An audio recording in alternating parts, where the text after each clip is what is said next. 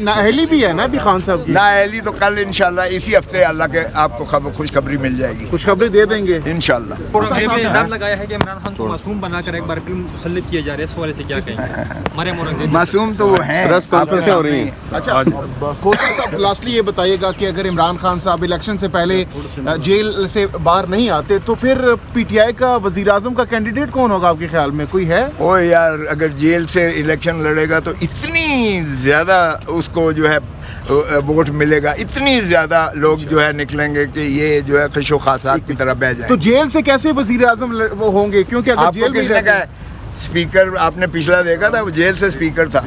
हाँ, लेकिन वो तो अब ये बताइएगा कि जलसे वलसे आप लोग नहीं कर रहे, क्या वजह है? हमारे जलसे ये खुद कर रहे हैं। पुराने ज़माने में हमारे देहातों में वो मरासी को पैसे देकर भेजा करते थे जिम्मेदार के, जी जाके टैका मेरा बने, वो ये खुद हमारा टैका बना रहे हैं। हमें ज़रूरत ही नहीं है, ये मुफ्त के मरासी हमें करवा दिया था, कभी किसी ने एतराज़ नहीं किया। पीटीआई पर क्यों सिर्फ एतराज़ हो रहा है? अच्छा, जैसे कि सवाल किया था दोस्त ने कि इलेक्शन कमीशन की जानिब से जो फैसला हुआ है बल्ले के निशान के हवाले से, पेशावर हाई कोर्ट ने कहा कि डिवीजनल बेंच के फैसले तक इसको रोका जाए। तो अगर डिवीजनल बेंच बनता है उसके बाद भी अगर ये आपके खिलाफ ही आता है, बल्ला नहीं मिलता, फिर क्या होगा? आप फुल बेंच बना लें, आप सारी अदालत पाकिस्तान की बाला अदालतें बना लें, फैसला यही होगा, फैसला यही होगा, फैसला यही होगा। बल्ले का निशान रहेगा आपका। ये ऑर्डर सस्पेंड हुआ है आज, ये सेटिसाइड होगा, ये खातिर। अच्छा, इलेक्शन नजदीक आ जाएंगे। ओ भाई, तो सेटिसाइड हो गया ना, अभी तो मौसम हो गया है, तो बल्ले का निशान तो रहेगा। खोसा साहब, जो अगवाकार थे, क्या उनके खिलाफ कार्रवाई अमल में लाई गई, जिन्होंने सुप्रीम कोर्ट में स्टाफ को अगवा करने की कोशिश की, और चीफ जस्टिस साहब ने उस पर क्या कहा? चीफ जस्टिस साहब ने कहा ये एडमिनिस्ट्रेटिव साइड पर हम इसका करते हैं। इससे पहले आपको याद होगा इसी केस में ख्वाजा हारिस के भी मुंशी जब वो सुप्रीम कोर्ट में पिटिशंस लेकर आया था, उसको भी अगवा कर लिया गया था कागज़ों समेत। उस वक्त हुमायूं दिलावर जो है वो केस सुन रहा था, और वो इसलिए सीधे आकर सुप्रीम कोर्ट में उन्होंने ख्वाजा हारिस साहब ने आके यहाँ शिकायत की थी, चीफ जस्टिस को भी दी थी, और उनकी यही पिटीशन हमने इस्लामाबाद हाई कोर्ट में भी पेश की थी कि उनके मुंशी को बमए इमरान खान की वो फाइलों के और कागजात के और पिटीशन के उनको अगवा कर लिया गया। वो भी हमने की थी। ये तसलसल है बदतमीज़ी का और तसलसल है अदालत की तज़हीक का। सो हमने उसमें कहा है सीसीटीवी कैमरास भी मंगवा लें ताकि आपके सामने पूरा चलें। हम तो एक शिकायत कर रहे हैं, इसका सबूत और शवाहिद आपके अपने रिकॉर्ड पर मौजूद है सुप्रीम कोर्ट के। और यहाँ तो मैंने एक केस किया था, उन्होंने कहा कि पार्किंग यहाँ से भी गिरफ्तार करना किसी को, ये भी सुप्रीम कोर्ट की तज़हीक है, सुप्रीम कोर्ट की प्रेमिसेस है। ये तो सुप्रीम कोर्ट के फर्स्ट फ्लोर से जो है वहाँ जो रिसेप्शन ऊपर जो टाइपिस्ट का वो है जहाँ टाइप हो रहे होते हैं, जहाँ कोर्ट नंबर 2 और 3 है, ये वहाँ से अगवा किया गया है। इसका उम्मीद है कि पता चल जाएगा।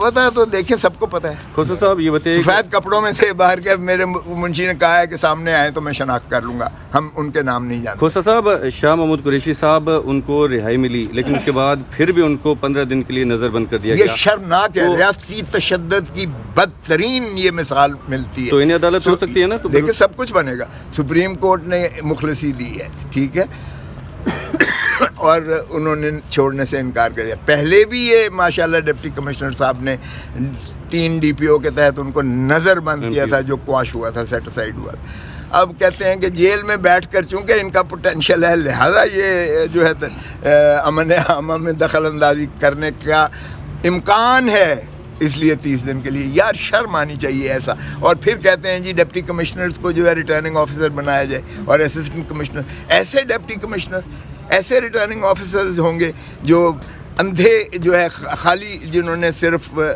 दस्तखत करके डिटेंशन ऑर्डर दिए हुए हैं सारे थानों में, और सिर्फ नाम आपने पूरी खाना पूरी करनी है, नाम लिखना है, उनके शर्म आनी चाहिए। नताइज मानेंगे फिर बाद में इलेक्शन के बाद?